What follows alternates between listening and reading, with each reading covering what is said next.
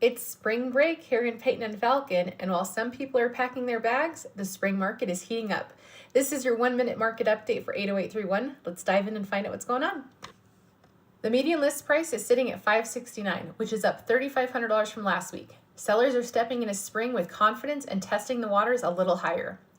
We had 9 homes sell last week, which is down by 6. Not a slowdown, just a quick breather before the spring rush kicks into full gear. The median days on market increased by 3, up to 45 days. So homes are still moving, but buyers are taking a little bit more time. We're at 223 active listings, which is up by 9 homes. So more options are hitting the market, giving buyers more inventory to choose from as we head into the peak season.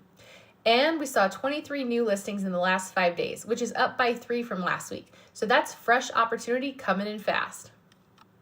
The bottom line is that spring break might be temporary, but this market momentum isn't. So if you're thinking about buying or selling your home this spring, reach out to me, Danielle Neuschwinger at Wildbook Realty. I'd love to help.